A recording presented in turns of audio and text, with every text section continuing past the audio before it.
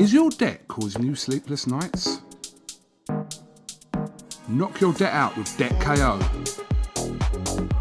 And your debt won't be the only thing keeping you up at night. Debt KO, free impartial advice on all your debt.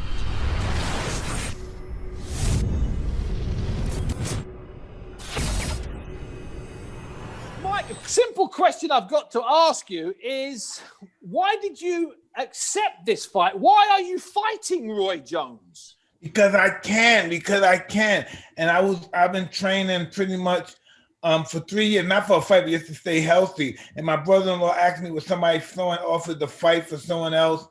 And then I first said, man, no, I don't want to fight anymore. Then this just little light bulb said, hey, will he fight me under the Marcus of Queensberry? Because I believe it was an MMA fighter. And he said, yeah. Yeah. But we went from fighting Bob Sapp to Shannon Briggs to Tyson Fury. Now we're fighting Roy Jones. So this is where I'm at now.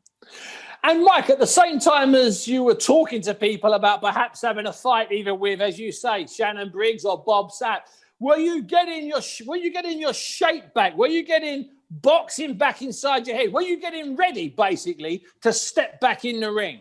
Absolutely. Without even knowing it, because I never thought about fighting, but I just thought about looking good and looking impressive when I walked down the street. And then I said to myself, if you're gonna have a body like this, why don't you do something with it? And I said, yeah, I might as well do this. And especially from a charity exponent too. So I can help people. And that's, if I could do that, man, before I die and anything, that's just beautiful, man. It was just beautiful. But Mike, this is more than you coming back because you couldn't stay away. It seems like you coming back on some kind of mission to prove something, to prove that you can come back.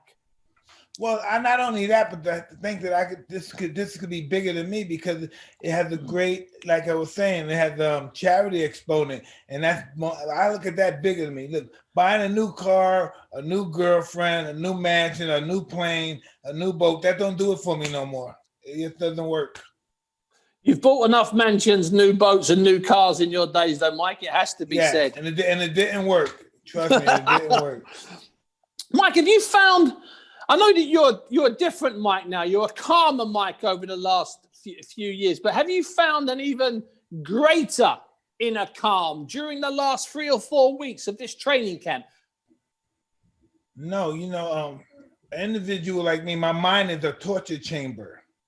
Mm-hmm. So my mind constantly prepared me for war. Constantly. Every 10th of a second, quicker than your eye can blink, is war. And I'm discussing warriors in my mind and warriors from the past and the plans that they used before they fought. And it's just the way my mind thinks. It's constantly think about men that are great fighters. So do you mean actually men that have actually got in a ring, or just men in history that are great fighters? So in some ways, are you traveling back to your greatest days? I'm talking about guys like Achilles, Alexander the Great, Hannibal, all these guys, military geniuses. So those guys are inspiring you. Those guys from ancient history, men that took elephants across the Alps, men that defied laws, men that walked on water, men that took on forces that should have annihilated and beat them. It's those great men that are inspiring Mike Tyson these days. 100%. They always inspired me. They inspired me when I was fighting. But I just think they called on me again and they want me to do this, and this is what I want to do. So it's like a calling. It's like this is more. Yeah, I would say that. I would say it's like a calling. Now, Mike, is this fight here? Is this the closest you've been to returning to the ring under proper boxing rules in the last 15, 16 years? Is this Absolutely. The closest? Besides sparring in the ring, yes, this is the closest I've ever been to actual professional contest. Mike, in preparation for this fight and getting your mind right, do you watch any of your fights? Is that something you do, or do they just play inside your head?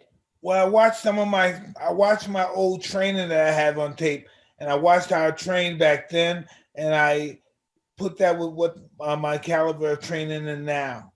I put some of that together. But I always not more so than the fights. I watch my old training sessions. I watch them a lot. Now, Mike, the old Mike, and I was around the old Mike a lot, you in some ways needed to to want to fight the man you were fighting, to want to get in the ring with that man? Is it the same with Roy? Are you having to change the way you think about him to make him the enemy? Listen, I'm stepping in the ring with, probably the greatest fighter that ever came on this planet. So it's not like I'm fighting Santa Claus or Palooka Joe, okay? That one particular night, all those years ago, when he outboxed John Ruiz to win the heavyweight title, were you ringside that night, or were you out of state, or weren't you bothered about it at that time? Can you remember? Hey, I watched the fight. And I anticipated him winning that fight. Oh, that's interesting. I'm a big fan of little men beating big men. I've seen it happen all my life. As a matter of fact, I'm a person that pretty much stated the stamp on it, because all my fights I fought, I beat big men for title fights. I was always the smallest man.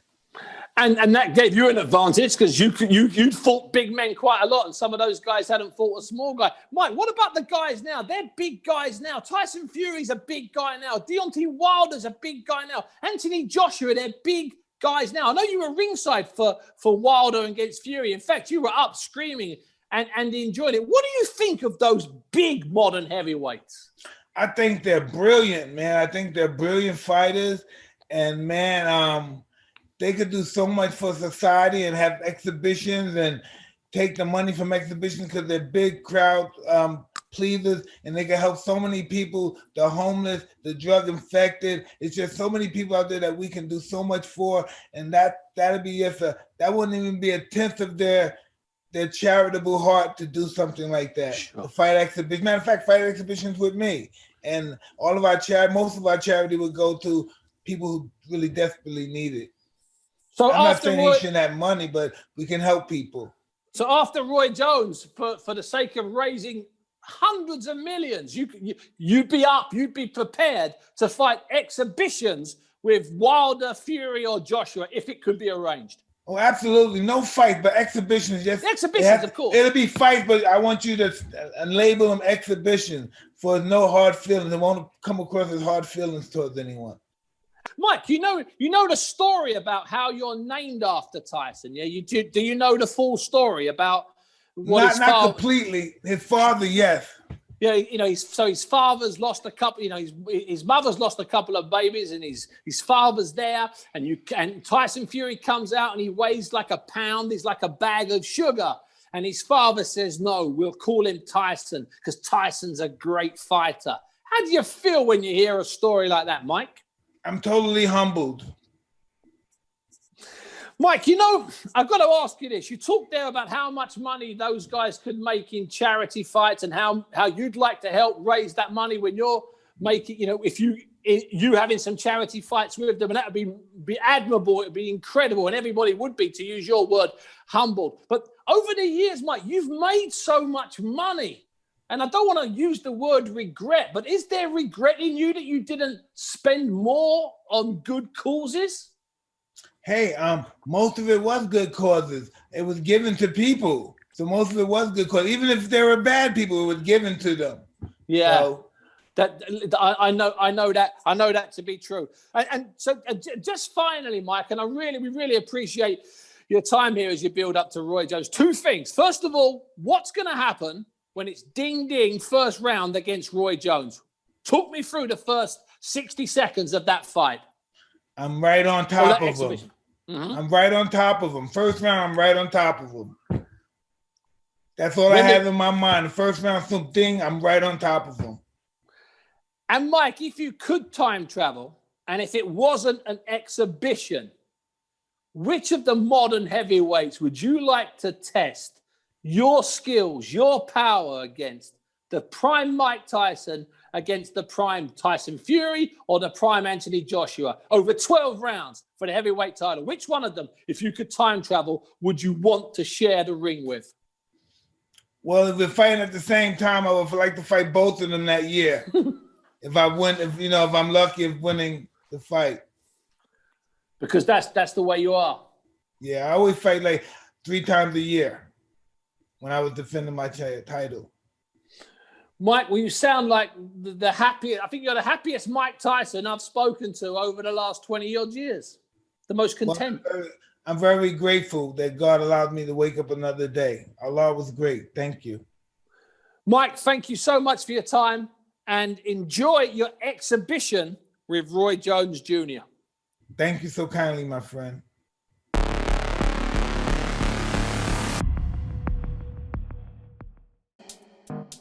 Is your debt causing you sleepless nights? Knock your debt out with Debt KO. And your debt won't be the only thing keeping you up at night. Debt KO, free impartial advice on all your debt.